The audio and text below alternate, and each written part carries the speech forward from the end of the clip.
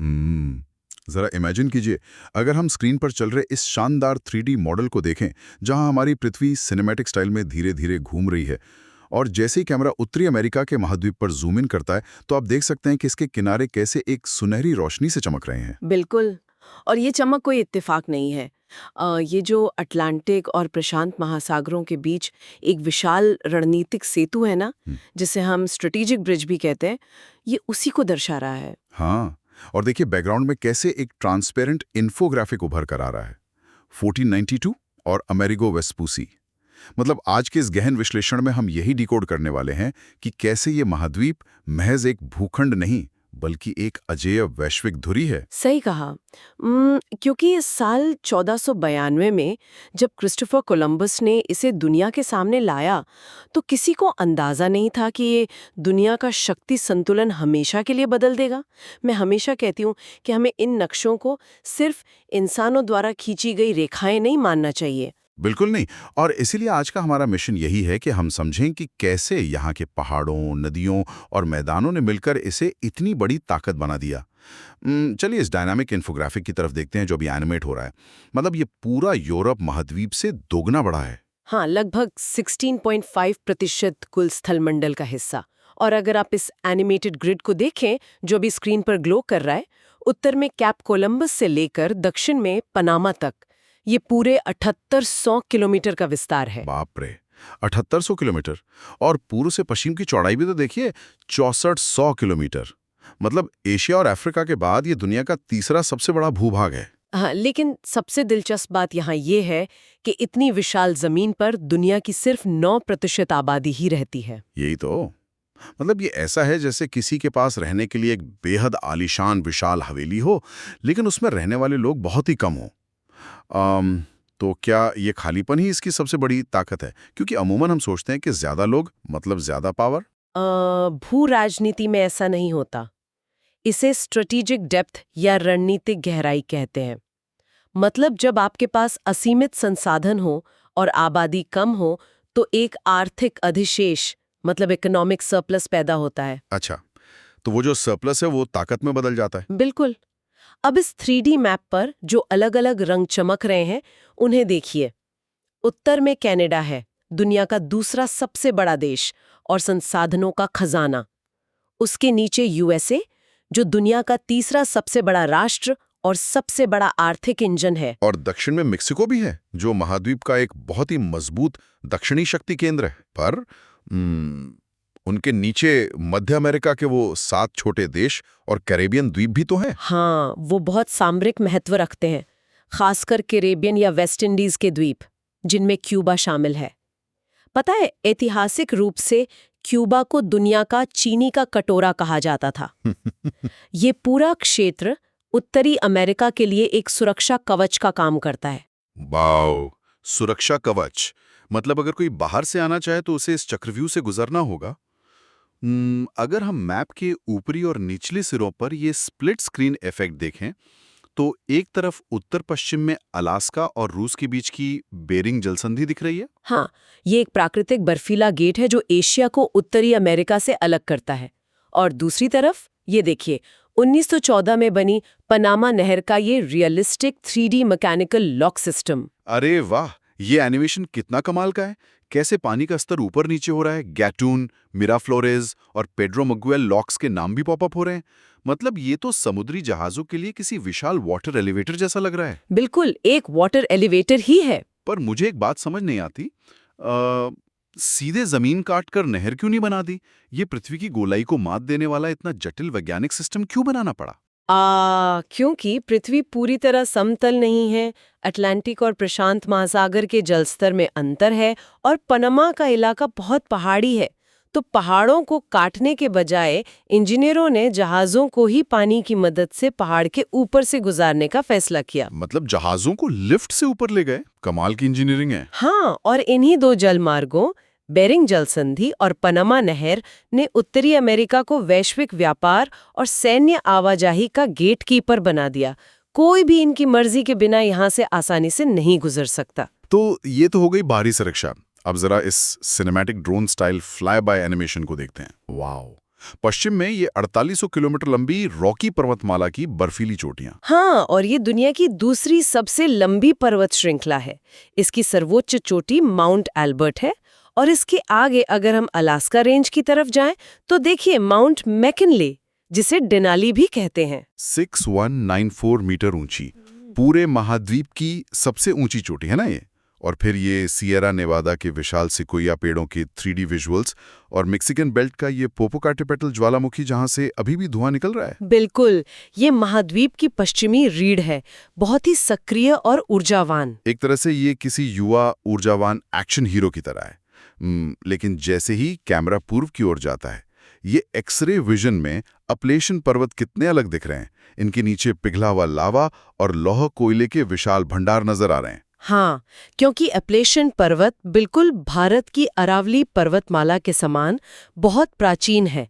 ये काफी घिस चुके हैं। इनकी सर्वोच्च चोटी माउंट मिशेल है। अच्छा, तो अगर पश्चिमी पर्वत एक्शन हीरो हैं, तो ये अपलेशन पर्वत एक बहुत ही अनुभवी और प्राचीन दिग्गज की तरह है। बहुत सही तुलना है, क्योंकि इसी प्राचीन दिग्गज ने अपने प्रचुर लौह और कोयला भंडारों से पूरे अमेरिकी औद्योगिक साम्राज्य की नींव रखी है। पिट्सबर्ग जैसे वैश्विक औद्योगिक केंद्र इन्हीं पुराने पहाड़ों की देन है। तो एक तरफ रॉकीज की दीवार और दूसरी तरफ अपलेशियन का खजाना। हाँ, और अब जो ये मैदानों का सुनहरा 3D लैंडस्केप हमारी स्क्रीन पर आ रहा है, जहां प्रेरी की काली मिट्टी में गेहूं की फसलें हवा में लहरा रही हैं, ये नज़ारा ही कितना सुकून देने वाला है। हाँ, इसे प्रेरी का मैदान कहते हैं। इस काली ह्यूमस युक्त मिट्टी की वजह से यहाँ इतना गेहूं पैदा होता है कि इसे विश्व की रोटी की टोकरी कहा जाता है। वाह, विश्व की रोटी की टोकरी। लेकिन स्रोतों में जब हम अपाचे और क्रो जैसी जनजातियों के बारे में पढ़ते हैं, तो मुझे लगता है कि हमें ये नहीं भूलना चाहिए कि ये जमीन हमेशा से खाली नहीं थी। इसके मूल निवासी भी थे। बिल्कुल सही बात है। भूगोल का इतिहास हमेशा वहां के लोगों से जुड़कर ही बनता है। और सिर्फ खेती ही नहीं, जरा कोलोराडो पठार को देखिए, जहां कैमरा ने अभी सिनेमैटिक डाइव लगाई है। हाँ, कोलोराडो नदी द्वारा बनाई गई ग्रैंड कैनियन की गहरी घाटियां। और दक्षिण में मेक्सिको का पठार, जहां चिवाहुआ की खान है, जो चांदी उत्पादन में दुनिया में नंबर 1 है। मतलब अपाचे और क्रो की वो जमीन, चिवाहुआ की चांदी, इस भूगोल को सच में एक खजाने में बदल दिया है। और अब ये जो पूरे महाद्वीप पर चमकती हुई नीली शिराओं की तरह नदियां बहना शुरू हुई हैं। हाँ, ये नदियां महाद्वीप का रणनीतिक जल निकासी तंत्र हैं। देखिए, सेंट लॉरेंस नदी, रियो ग्रैंड, यूकॉन और मैकेंजी कैसे प्रमुखता से उभर रही हैं। मुझे मैकेंजी नदी के बारे में पता है। ये ग्रेट स्लेव झील से निकलती है ना, कनाडा की सबसे लंबी नदी। और रियो ग्रैंड तो यूएसए और मेक्सिको के बीच एक प्राकृतिक अंतर्राष्ट्रीय सीमा ही बना देती है। बिल्कुल, नदियां केवल पानी नहीं होती, वे राजनीतिक सीमाएं तय करती हैं। और यूकोन नदी को तो सफेद पानी की नदी कहा जाता है, जिसके बेसिन में गोल्ड प्लेसर मतलब सोने के कण मिलते हैं। सोने के कण? और व्यापार के नजरिए से सेंट लॉरेंस नदी का रोल भी तो बहुत बड़ा है ना? बहुत बड़ा। सेंट लॉरेंस दुनिया की सबसे बड़ी एस्चुरी यानी ज्वार नदमुख बनाती है। ये महाद्वीप के अंदरूनी हिस्सों को बाहरी दुनिया और अटलांटिक महासागर से सीधे जोड़ती है। ईरी झील पर जो विश्व प्रसिद्ध न्याग्रा जलप्रपात है, वो भी इसी का हिस्सा है। अच्छा, तो ये ग्रेट लेक्स मतलब महाझीलों से जुड़ी हुई हैं। अब जो अंतरिक्ष से जूम इन करते हुए ये 5 महाझीलों का क्रिस्टल क्लियर 3D मॉडल दिख रहा है। सुपीरियर, ह्यूरॉन, मिशिगन, इरी और ओंटारियो। हाँ, और ये मीठे पानी का विश्व का सबसे बड़ा तंत्र है। मिशिगन तो पूर्णतः यूएसए में स्थित है। और देखिए कैसे सुपीरियर और ह्यूरॉन को जोड़ते हुए सू नहर या सू कैनाल चमक रही है, और ईरी और ओंटारियो के बीच वैलिन नहर। मतलब इंसानों ने इस प्राकृतिक व्यवस्था को और भी परफेक्ट बना दिया। बिल्कुल, ये नदियां और नहरें आंतरिक परिवहन का मुख्य आधार हैं। कनाडा में भी ग्रेट बेयर, ग्रेट स्लेव और अथाबास्का जैसी महत्वपूर्ण झीलें हैं। पता है, मुझे तो ये महान झीलें प्रकृति द्वारा दिया गया एक मुफ्त परिवहन हाईवे लगती हैं। मतलब माल ढोने का एकदम फ्री रास्ता। एकदम सही कहा आपने। और अब जरा अटलांटिक महासागर में इस खूबसूरत पार्टिकल एनिमेशन को देखिए, जहां ठंडी लैब्राडोर जलधारा के नीले कण और गर्म गल्फ स्ट्रीम के लाल कण आपस में मिल रहे हैं। वाह! और उनके मिलने से ये जो घना कोहरा बनता हुआ दिख रहा है, ये क्या है? इसे ग्रैंड बैंक कहते हैं। जब ठंडी और गर्म जलधारा मिलती है तो कोहरा बनता है। जिससे समुद्र में प्लवक यानी प्लैंकटन का भारी विकास होता है और ये मछलियों का मुख्य भोजन है। इसीलिए ये दुनिया का सर्वश्रेष्ठ मत्स्य उत्पादन केंद्र है। अरे वाह, मतलब जहां कोहरा वहां मछलियों का खजाना। और समुद्री संपदा की बात करें तो फंडी की खाड़ी, जहां दुनिया के सबसे ऊंचे ज्वार या टाइड्स आते हैं। पर एक चीज जिसने मुझे सबसे ज्यादा हैरान किया वो है सार्गेसो सागर। आहा, हाँ, अटलांटिक में स्थित वो अजूबा। मतलब एक ऐसा सागर जिसका कोई तट ही नहीं है, बिना किनारे का सागर, जहां सिर्फ सार्गेसम घास चढ़ती रहती है। ये सच में प्रकृति का एक जादू है। बिल्कुल है। और अब इन सारी चीजों को एक साथ मिलाकर देखते हैं। स्क्रीन पर अब उत्तरी अमेरिका का ये रात का सैटेलाइट व्यू आ रहा है। देखिए कैसे प्रमुख शहर सुनहरी रोशनी के नोड्स की तरह जगमगा उठे हैं। हाँ, सिलिकॉन वैली, डेट्रॉइट, ओटावा, ये होलोग्राफिक लेबल्स हवा में तैरते हुए कितने शानदार लग रहे हैं। और अब महाद्वीप 3 ट्रांसपेरेंट 3D लेयर्स में बंट गया है। सबसे नीचे ज्वालामुखी और पहाड़, बीच में नदियां और झीलें, और सबसे ऊपर ये चमकता हुआ औद्योगिक नेटवर्क। इसे ही हम शक्ति की वास्तुकला या रणनीतिक वास्तुकला कह सकते हैं। यूएसए के औद्योगिक साम्राज्य को देखिए। डेट्रॉइट जो ऑटोमोबाइल की राजधानी है, सिलिकॉन वैली और सैन फ्रांसिस्को जहां आईटी और चिप निर्माण का प्रभुत्व है, और लॉस एंजल्स का हॉलीवुड फिल्म उद्योग, शिकागो जो दुनिया की सबसे बड़ी मांस मंडी बना, और पिट्सबर्ग जिसे ऐतिहासिक इस्पात केंद्र या आयरन रस्ट बाउल कहते हैं, और न्यू इंग्लैंड या बॉस्टन जो अपने सूती वस्त्रों के कारण यूएसए का मैनचेस्टर कहलाता है। बिल्कुल। और कनाडा की उत्तरी शक्ति भी कम नहीं है। सडबरी में सबसे बड़ी निकल की खान है, ओटावा कागज और लुगदी उद्योग का विश्व स्तरीय केंद्र है, और हैमिल्टन को कनाडा का बर्मिंघम कहा जाता है। मतलब ये पूरा का पूरा एक नेटवर्क है।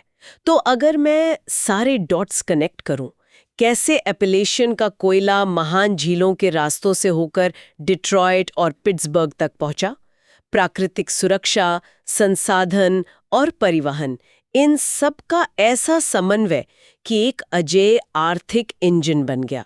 हाँ, इसी भौगोलिक और पनामा जैसी इंजीनियरिंग के अद्वितीय समन्वय ने इसे वैश्विक अर्थव्यवस्था का इंजन बनाया है, जिसे भेदना किसी भी बाहरी शक्ति के लिए लगभग असंभव है। वाह। और अब जब कैमरा धीरे धीरे महाद्वीप से पीछे हट रहा है, एक एपिक जूम आउट, और पूरी पृथ्वी वापस दिखाई दे रही है, और ये जो शानदार चमकता हुआ टेक्स्ट इफेक्ट आ रहा है, भूगोल ही भाग्य है, जियोग्राफी इज डेस्टिनी। बिल्कुल, ये कोई ऐतिहासिक संयोग नहीं है कि उत्तरी अमेरिका वैश्विक शक्ति संतुलन पर नियंत्रण रखता है। ये इसकी जटिल पर्वत श्रेणियों, उपजाऊ प्रेरी मैदानों और अटूट भौगोलिक विविधता का सीधा परिणाम है। सही कहा। अब चर्चा के अंत में मैं एक विचार छोड़कर जाना चाहता हूं। हमने देखा कि महाद्वीप का भाग्य उसके भूगोल ने कैसे तय किया, लेकिन आज के युग में जब तकनीक और जलवायु परिवर्तन इसी भूगोल को चुनौती दे रहे हैं, समुद्र का स्तर बढ़ रहा है और चीजें बदल रही हैं। एक बहुत ही वैलिड पॉइंट है। तो सवाल यह है कि क्या ये प्राचीन पर्वत और विशाल जलमार्ग भविष्य में भी इस महाद्वीप के रणनीतिक प्रभुत्व की ढाल बने रहेंगे, या शक्ति का यह भूगोल अपनी नई नियति खुद लिखेगा? इस पर जरूर सोचिएगा। उम्मीद है कि आज का ये गहन विश्लेषण आपको पसंद आया होगा।